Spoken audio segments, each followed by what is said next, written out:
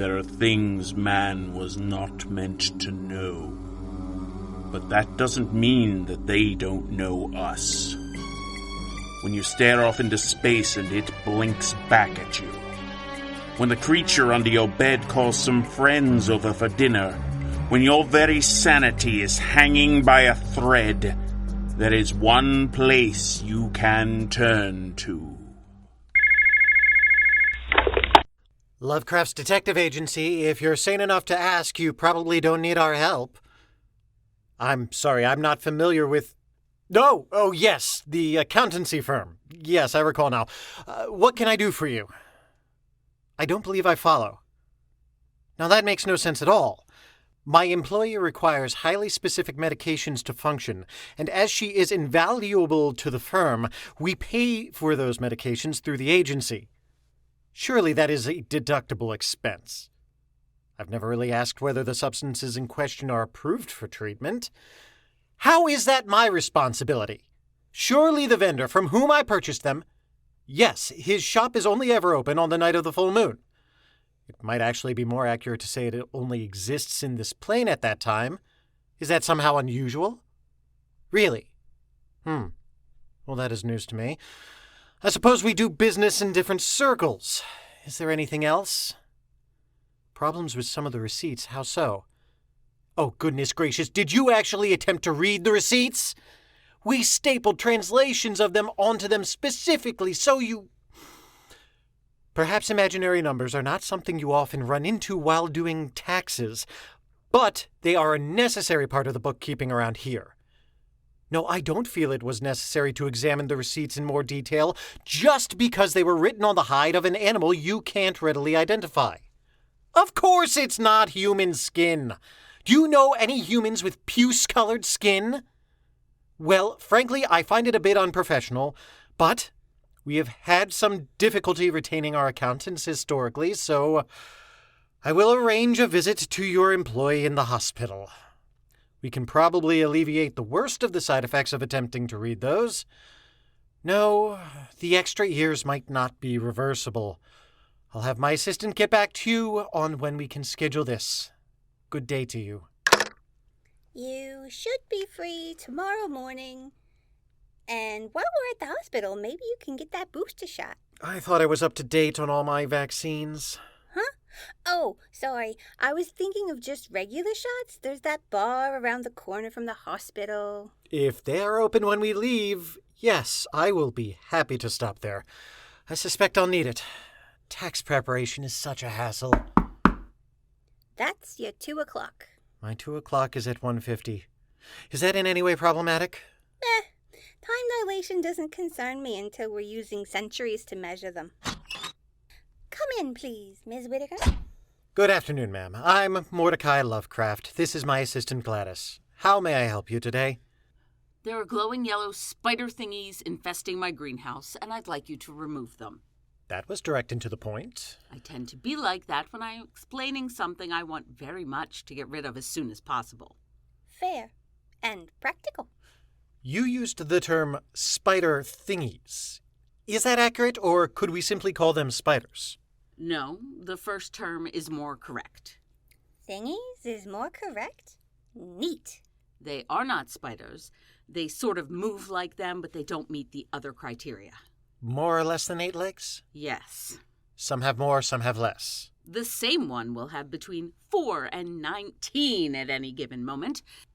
The one next to it will have 6 for the entirety of its existence until it disappears in a puff of blue, green, or bright neon pink smoke. Oh my. That certainly rules out my first guess. Which was? Spiders which were irradiated to allow them to glow. Radioactive spiders being your first guess seems like something which should concern me, but at the moment, I'm all right with it. How is this affecting the plants inside the greenhouse? In most cases, it is not. Some of the flowers have grown to record-breaking extents, while in other instances, they've been reduced to a foul-smelling sludge. I imagine that's irritating. Not the first, second, or 8th word I would use, but fine. We will go with that. Can you help me? I believe I can try. It's not actually possible to know if something is unknowable and or unspeakable, but this sounds very well like it may be. I do, however, have some unfortunate news. Yes, of course, because I certainly need more of that. Be that as it may, I do need to inform you of this fact. Fine. I have argued this point over and over with the powers that be, but I fear that, despite the frequently mandatory nature of my work from a survivability standpoint, my services are not considered mandatory from a business standpoint. Mr. Lovecraft? What are you talking about? Ahem. The services of Lovecraft's detective agency are not tax deductible.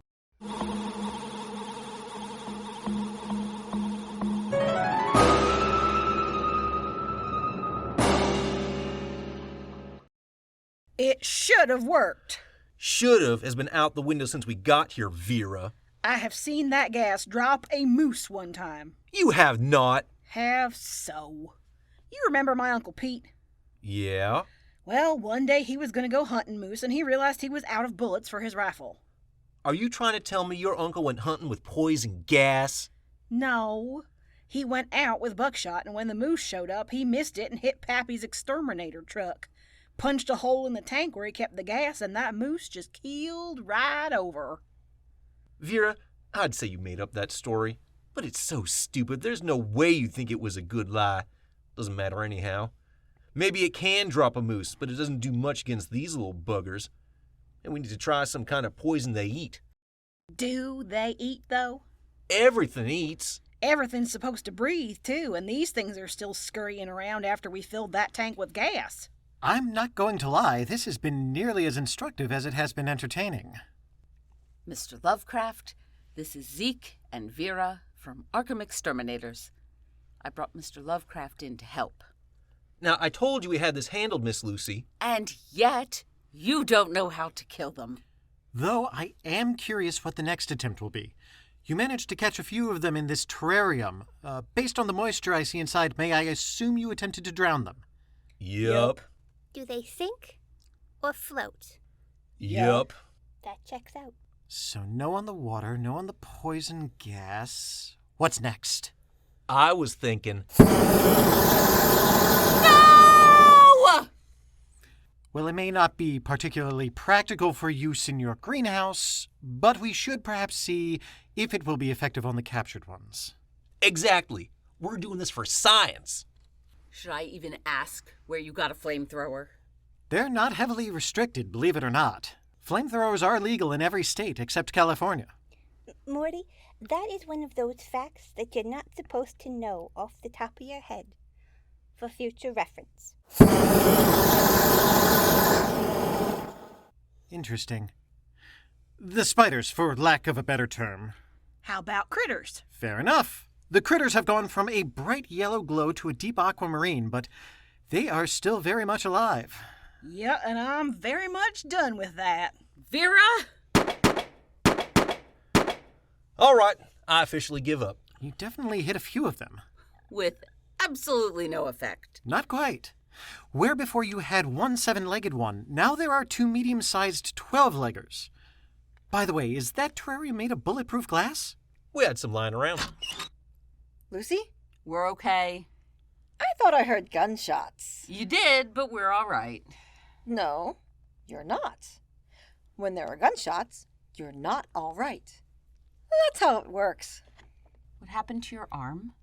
I'm not worried about my arm. I'm worried about the gunshots. The gunshots are over. I'm worried about your arm. What is that? I needed tiger lilies for Mrs. Johansson's daughter's bouquet. Tell me you didn't go into the greenhouse. Oh, she absolutely went into the greenhouse. Is that a bite from one of these creatures? Who's he? He's the potential witness who is the reason I'm not strangling you. You went into the greenhouse? I'm fine. She is absolutely not fine.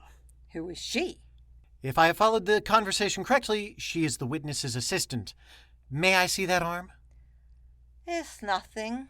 Except your adrenaline from hearing the gunshots is wearing off, and I'm guessing it is becoming something. It doesn't hurt. Because it's gone completely numb?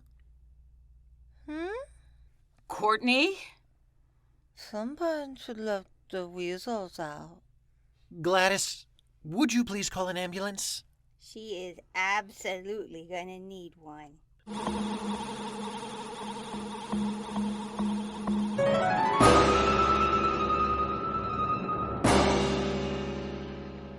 Tell me she's going to be all right, Doctor. She seems all right now from every indication. Once we lanced that swollen area, all her symptoms seem to disappear. Then I can go in and see her. No. Why not? When Dr. Peterson lanced the area, a thick black vapor burst out of your sister's arm, Miss Whittaker. No one at this hospital has ever seen anything like that.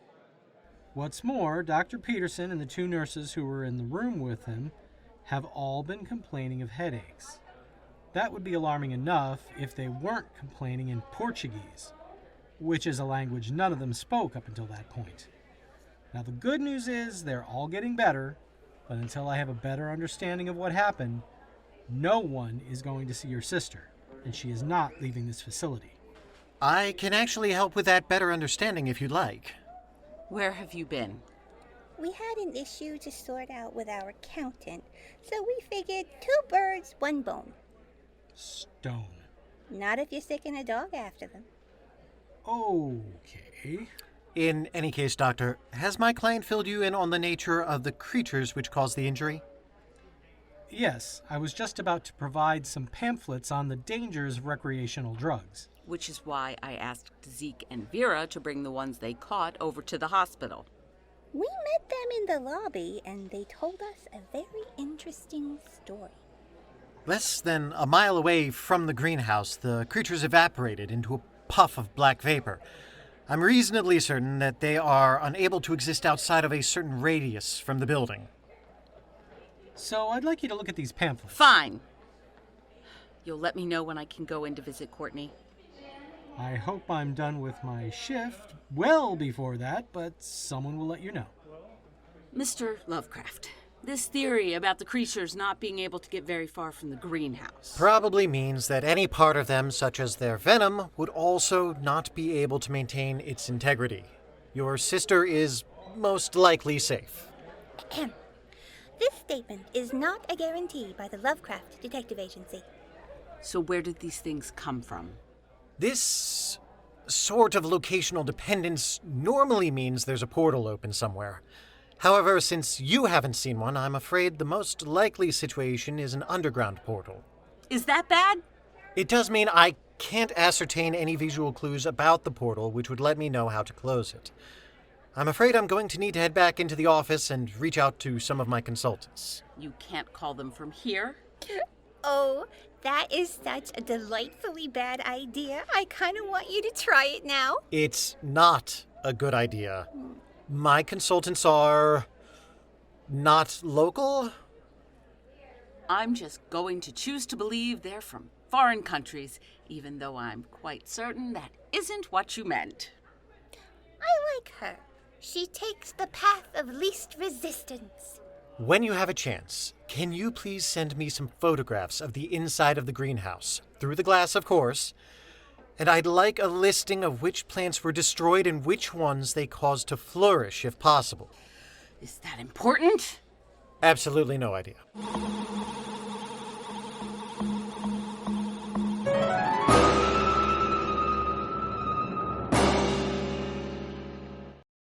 My fee is 12 toes. No.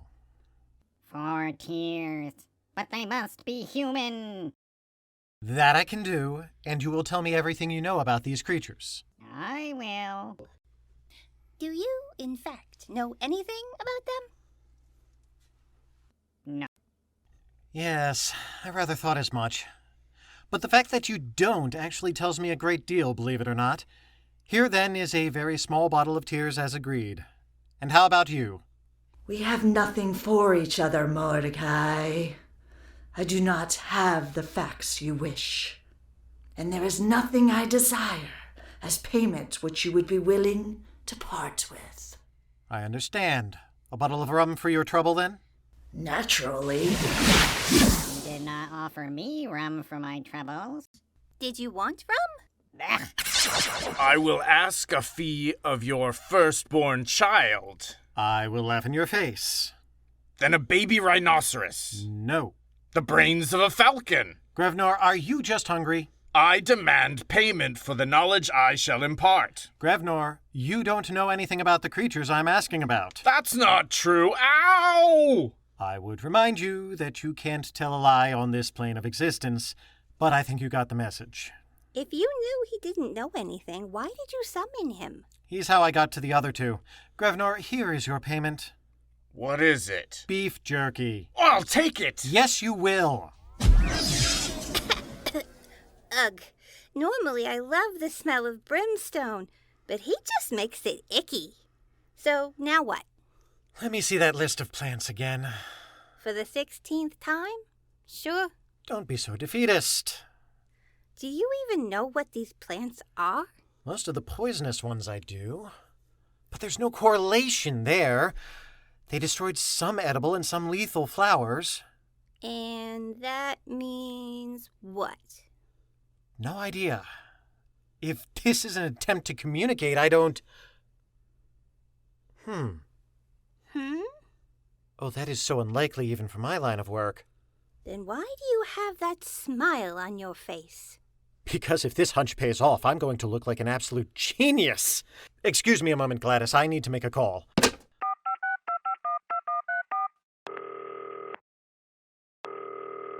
Good evening, Mordecai.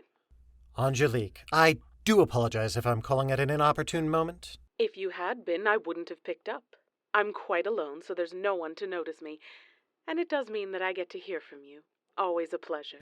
I most assuredly share that sentiment. Naturally. Of course, I also know your tone well enough to know you didn't call to tell me you missed me. Should I be doing so? I would rather not. It's not your style. Noted. Are you still procuring that first edition volume from that rather recalcitrant book merchant? That depends. How secure is this line? Fairly secure, but let us move to the hypothetical. If you happened to find yourself in a building with some rare tomes you meant to procure, would your plans allow you to secure an additional one for me? You need me to pick up a book for you. Is it a volume through which I'm likely to go insane by the mere act of reading it? Only out of sheer boredom. The subject matter is quite mundane, but it is not a topic I have much information about in my private library. Well, I can certainly accommodate that. Shall we discuss my fee? You may name your price. I trust you to be fair. If I believed that, I would be quite disappointed. But I will name a price for you. You will owe me a favor.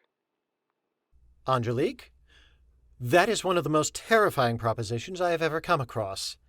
I, of course, accept your terms and look forward to the sleepless nights I will experience waiting for that other shoe to drop. I love the way we understand each other. Tell me what book you need.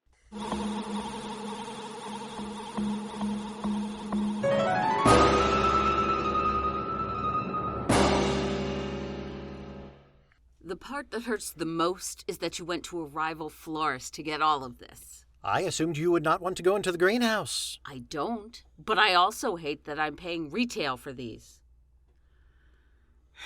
All right, so what do we do? Open the door and throw in the bouquet. That's it? And this will get rid of them? It stands a decent chance. I was hoping for more certainty, but I will cling to what little hope I have. So what did we just do? Well, if I have understood the situation, we politely asked them to leave. We politely asked the killer spider monsters to leave? Yep. Though I don't believe they're killers, per se. Not intentionally, at any rate. They certainly might have been duplicitous, but if I understood their messages, they actually want to make friends. Then why did they bite Courtney? They didn't bite her. They were trying to lay eggs in her arm. Which is not specifically an act of malevolence. What? It could be read as an act of affection from a certain point of view. You will never repeat that in front of Courtney. Those terms are acceptable. Look, are you familiar with the Victorian flower language? I'm a florist. Fair enough. If you look at the plants which were destroyed, they all had a message of hate, negativity, and the like. Whereas the plants which they caused to grow had a message of, roughly speaking, we are here and would like to get to know you better. So, the Victorian flower language is universal enough that it is understood by creatures from beyond this reality? Yes? And the bouquets? Hyacinth, for please forgive us. Rhododendron for danger. Columbine for desertion. And the Michaelmas daisy for farewell.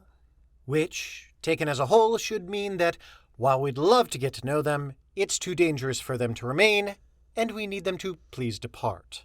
That is the single stupidest thing I have ever... They're gone now, aren't they? Yes. I see. Are you all right if I appreciate what a good job you've done while simultaneously I hate you with every fiber of my being? Believe me, madam, I am beyond used to that. You have been listening to the Lovecraft's Detective Agency, Episode 13, produced by Seat of Our Pants players, written and directed by Dan Wenzel. Mordecai was Andrew Dell. Gladys was Liz Music. Lucy Whittaker was Jill Wenzel. Zeke was Ray Greenlee. Vera was Brianna Kuby. Courtney was Andy Gastingy. The Doctor was Rick Tennant. Grevnor was Aaron Manka White. The entities were Adam Gastingy and Dana Bonner Andreessen. Angelique was Rebecca Scheimer. Music and sound effects by www.freesfx.co.uk. Tune in next time for something even creepier. Seat of Our Pants players, if you're sane enough to keep listening, you're probably a person of incredible taste and discernment. Yes, that was utterly shameless. Did you have any other expectations for some reason? Oh, absolutely. This is the part of the show where we tend to thank all of our supporters on Patreon. Certainly, only an ingrate would not also give special thanks to the individual supporting us at the Founder of the Feast level. Oh, you wish to support us as well? I believe my assistant has put that information on my desk. Let me see here. Yes! Patreon.com/seatofourpantsplayers. Was there anything else? All right then. We'll talk to you later.